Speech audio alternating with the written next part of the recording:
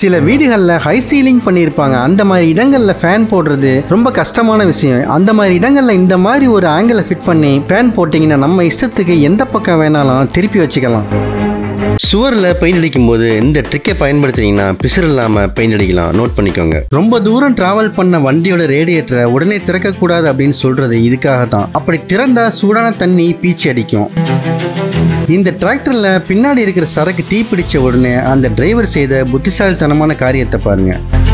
ஃப்ளைட்டில் female filling பண்ணும்போது female டேங்க்கு ஃப்ளைட்டுக்கு இடையில ஒரு பாண்டிங் கேபிளை கனெக்ட் பண்ணுவாங்க. இதனால அதில் உருவாகிற ஸ்டாட்டிக் எலக்ட்ரிசிட்டி தடுக்கப்பட்டு ஃபயர் ஆகாமல் இருக்கும். இப்போ ஃபீமேல் ஹோஸை ஃப்ளைட்டில் கனெக்ட் பண்ணிட்டு ஃப்ளைட்டில் உள்ள ஃபீமேல் பேனலை ஓப்பன் பண்ணுறாங்க. அந்த பேனலில் ஃப்ளைட்டில் ஆக்சுவல் ஃபீமேல் எவ்வளோ இருக்கு அப்படின்றத காட்டும். அது மட்டும் இல்லாமல் எவ்வளோ ஃபீமேல் ஃபில் பண்ணுவாங்க அப்படின்றதையும் அதில் நாம செட் பண்ணணும். ஒவ்வொரு ஃப்ளைட்டுக்கும் ஒவ்வொரு கெப்பாசிட்டி இருக்கும். இந்த ஃப்ளைட்டில் 13 டன் ஃபீமேல் செட் பண்ணுறாங்க. அதுக்கு பிறகு மோட் சுவிட்ச் ஆன் பண்ணுவாங்க. இப்போ ரீஃபில்லிங் ஸ்டார்ட் ஆகுது. ஆனால் அது ஆட்டோமேட்டிக்கா அந்த 13 டன் ஃபியூவல் ஃபில் ஆன உடனே கட் ஆயிடும். இப்போ மோட் சுவிட்சை ஆஃப் பண்ணிட்டு க்ளோஸ் பண்ணிடுவாங்க. இதுல யூஸ் பண்ற ஃபியூவல் ஏவியேஷன் டர்பைன் ஃபியூவல், அதாவது ஜெட் A1 அப்படின்னு சொல்லுவாங்க. அகமதாபாத்தில் நடந்த விமான விபத்துல விமானம் டேக் ஆஃப் ஆன உடனே 625 அடி உயரம் வரைக்கும் போயிருக்கு. அதுக்கு அப்புறம் டேக் ஆஃப் ஆக முடியாம அங்கிருந்து 2 கிலோமீட்டர் தள்ளி இருக்கிற BJ மெடிக்கல் காலேஜில் உள்ள ஹாஸ்டல் பில்டிங்ல மோதி நொறுங்கி இருக்கு. அதுல மோதின உடனே எமர்ஜென்சி எக்ஸிட் பக்கத்துல உள்ள 11A சீட்ல உட்கார்ந்திருந்த விஸ்வகுமார் அப்படின்ற பயணி மட்டும் கீழே குதிச்சு தப்பிச்சிருக்கிறாரு. இந்த சம்பவத்தை கேள்விப்பட்ட தாய்லாந்தில் இருக்கிற ஒரு பிரபல பாடகரும் நடிகருமாகிய ஜேம்ஸ் அப்படின்ற இவர்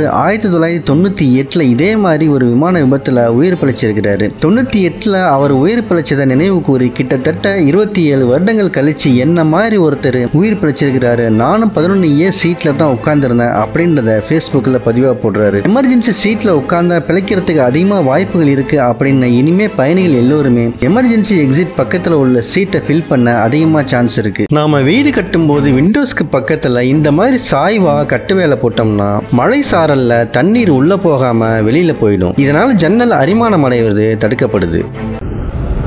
சைனாவில் ஒரு தீம் பார்க்கில் செயற்கையான அலையை எப்படி உருவாக்குறாங்கன்னு பாருங்க. ஸ்லைடிங் மாதிரி மேலே இருந்து கொண்டு வந்து வேகமாக தண்ணியை புஷ் பண்ணுறாங்க. இதனால அங்கே அலை உருவாகுது. ஆனால் இது எந்த அளவுக்கு எஃபிஷியண்டாக இருக்கும்னு தெரியல. எல்லோரும் இரும்பு கம்பி வச்சு தான் காங்கிரீட் போடுவாங்க. ஆனால் இவங்க கொஞ்சம் வித்தியாசமாக மூங்கில் குச்சிகளை வச்சு காங்கிரீட் போடுறாங்க. ஆனால் இந்த மூங்கில் குச்சிகளை பயன்படுத்தலாமா அப்படின்னு கேட்டிங்கன்னா ஸ்டீலோட பாதி ஸ்ட்ரென்த் தான் இதுக்கு இருக்குன்னு சொல்கிறாங்க. மூங்கிலை வச்சு கட்டும்போது அதனுடைய தாங்கும் சக்தி 4 வருஷம் தான் இருக்குமா. ஆனால் இரும்பு கம்பிகளுக்கு 25 இருந்து 30 வருஷம் வரைக்கும் இருக்குமா. சென்னையில் 2015 இந்த மூங்கில் குச்சிகளை பயன்படுத்தி ஜெயின் டெம்பிள் அப்படின்னு ஒரு கட்டிடத்தை கட்டியிருக்கிறாங்க. முன்னாடி எல்லாம் வீட்டுக்குள்ள இந்த மாதிரி டிசைன் வைக்கணும்னா ரொம்ப கஷ்டப்பட்டு தான் மேசன் வேலை செய்வாங்க. இந்த மாதிரி டிசைன் செய்யறதுக்கு 2-3 நாளாவது இழுக்கும். இப்ப பாருங்க ஸ்டீல்லயே இந்த மாதிரி பேட்டர்ன் செஞ்சு விற்கிறாங்க. அதை வாங்கி அப்படியே இது மேல வச்சுட்டு சைஸ் பண்ணிட்டு வந்துடலாம். இது ரொம்ப ஈஸியான டெக்னிக்கா இருக்கு. நாம செய்யக்கூடிய வேலையில சம்பளம் அதிகமோ குறைவோ, ஆனா செய்யற வேலையை இன்ட்ரெஸ்டா செய்தா என்னைக்குமே சந்தோஷமா இருக்கலாம் அப்படின்றத இவரை பார்த்தாலே நமக்கு புரியும். எவ்வளோ ரிஸ்க் எடுத்து இந்த மாடிப்படியை கட்டியிருப்பாங்கன்னு தெரியல. மாடிப்படியை கட்டிட்டு அவங்க எது மேலே ஏறி போகிறாங்கன்னு நீங்களே பாருங்க. நீ ஒரு ஆர்டிஸ்ட். கீழே கிடக்கிற காரை இந்த எக்ஸ்கேவேட்டரை வச்சு மேலே எடுக்க பார்க்குறாங்க. ஆனால் அந்த காரு இந்த எக்ஸ்கேவேட்டர் மிஷினை கீழே இழுத்து விட்டுருச்சு. இந்த டிரைவரு அந்த எஸ்கேவேட்டர் மெஷின் வழியா எப்படி மண் அள்ளி அந்த ட்ரக்கில் கொட்டுறாருன்னு நீங்களே பாருங்க. கப்பல் ஒரே இடத்துல நின்றுட்டு இருந்தா பர்னக்கல் அப்படின்னு சொல்ற ஒட்டுண்ணி மீன்கள் கப்பலுடைய கீழ் பாகத்துல படிஞ்சிடும். இது படிஞ்சிருந்தா அப்படியே கப்பல் எடுத்துட்டு போனா கப்பல் வேகத்தை கம்மி பண்ணிடும். எரிபொருள் செலவும் அதிகமா இருக்கும். அது மட்டும் இல்லாம இது சுற்றுச்சூழலையும் பாதிக்குது. இதனால இந்த பர்னக்கல் அப்படின்ற இந்த ஒட்டுண்ணி மீன்களை எப்போதுமே சுரண்டி எடுத்துட்டு தான் அங்க இருந்து கப்பல் புறப்படும். நீங்க கப்பல்ல போயிருக்கீங்களா அப்படின்னு கமெண்ட்ல சொல்லுங்க.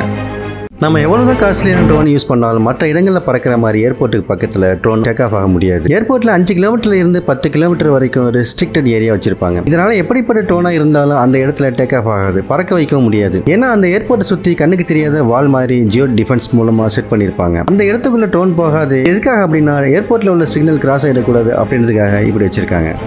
செங்கல் சூளையில் கல் தயார் பண்ணுறதுக்கு மரக்கட்டையை வச்சு தான் எரிச்சு நாம பார்த்துருக்குறோம். ஆனால் இங்கே பாருங்க வரிசை சிலிண்டர் வச்சு கேஸ் மூலமாக சும்மா கல்லுக்கு நெருப்பு மூட்டுறாங்க. ஆனா உள்ள மரக்கட்டை இருக்குதா என்னன்னு தெரியல. உங்களுக்கு யாருக்காவது தெரிஞ்சா சொல்லுங்க.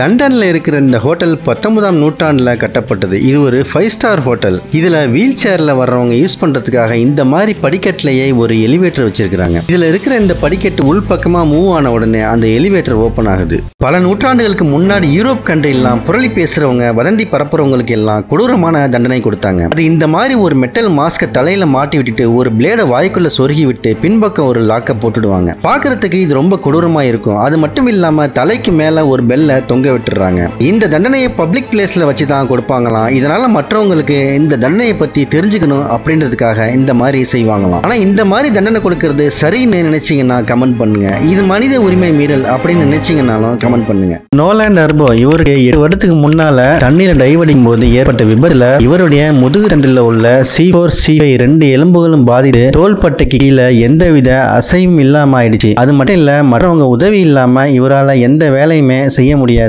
ஆனா ஸ்மார்ட் போன் கம்ப்யூட்டர் யூஸ் பண்ணணும்னா வாயில ஒரு ஸ்டிக்கை வச்சு தான் பயன்படுத்திட்டு இருக்கிறாரு. இந்த சமயத்துல தான் எலான் மஸ்க் உடைய நியூராலிங்க் கம்பெனி அவங்களுடைய BCI சிப்பை பற்றி இவருக்கு தெரிய வந்திருக்கு. அது மட்டும் இல்ல, இதை டெஸ்ட் பண்ணி பார்க்கறதுக்கு வாலண்டியர்ஸ் தேடிட்டு இருக்கிறாங்க அப்படின்ற விஷயமும் இவருக்கு தெரிய வந்திருக்கு. இவர் அதற்கு அப்ளை பண்ணி செலக்ட் ஆகுறாரு. இந்த சிப்பை அவருடைய மூளையில மூவ்மெண்ட் கண்ட்ரோல் என்ற ஏரியாவில் ஸ்கல்ல ஓபன் பண்ணி பொருத்தி இருக்கிறாங்க. இதனுடைய மற்றொரு பகுதியை ஸ்கல்லுக்கு வெளியில வச்சு பொருத்தி இதை கம்ப்யூட்டர் கூட கனெக்ட் பண்றாங்க.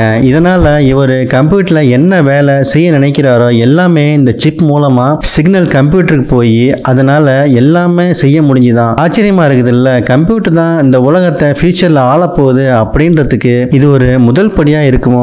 நாம பயன்படுத்துற எந்த ஒரு வாகனமா இருந்தாலும் அதை யூஸ் பண்ண முடியாதுன்னு தெரிஞ்சா அதை நாம ஸ்கிராப்ல போட்டுருவோம். அதே மாதிரி தான் விமானமும். ஆனா விமானத்துக்கு ஒரு கால அவகாசம் வச்சிருக்காங்க. பொதுவா ஒரு விமானம் 70,000 மணி நேரம் பறந்ததுக்கு பிறகு அந்த விமானம் நல்ல கண்டிஷன்ல இருந்தாலும் அதுக்கு ஓய்வு கொடுத்துருவாங்க. அதுக்கு காரணம் புதிய விமானத்தை விட இதுக்கு எரிபொருள் அதிகமா செலவாகும். அது மட்டும் இல்லாம மெயின்டெனன்ஸ் செலவும் ரொம்ப அதிகமா இருக்குமா. இதனால பழைய விமானத்தை இயக்குறதுனால வருமானத்தை விட செலவு அதிகமா இருக்கும்னு சொல்லிட்டு அந்த விமானத்தை உடைத்து அதுல இருந்து சில முக்கியமான பாகங்களை மட்டும் எடுத்துக்கிட்டு மற்றதை அங்கேயே போட்டுடுவாங்க. இதைத்தான் விமானத்துடைய கல்லறை அப்படின்னு சொல்றாங்க. இந்த இடம் எங்க இருக்குன்னா அமெரிக்காவுல அரிசோனா மாநிலத்தில் உள்ள ஒரு பாலைவனத்துல அமைஞ்சிருக்கு. இங்க 500க்கும் அதிகமான ஒர்க்கர்ஸ் வேலை பார்க்கறாங்க. அமெரிக்காவில் டெக்சாஸ் மாநிலத்தில் காங்கிரீட் ரோடு எப்படி போடுறாங்க பாருங்க. நம்ம ஊரில் கம்பி கட்டுற மாதிரி தான் கட்டியிருக்கிறாங்க. ஆனால் தார் ரோடு போடுற மாதிரியே மெஷின் மூலமாக சர்ஃபேஸ் அலைன் பண்ணி காங்கிரீட் கலவையை கொட்டி ஒரே மட்டத்தில் போட்டுக்கிட்டு வர்றாங்க. அது மட்டும் இல்லை, காங்கிரீட் ரோடு வழுக்காமல் இருக்கணும்னு சொல்லிட்டு அதுக்கு மேலே கிரிப் வைக்கிறாங்க பாருங்க. இந்த மாதிரி ரோடு போட்டால் வருஷ கணக்கில் அப்படியே இருக்கும்.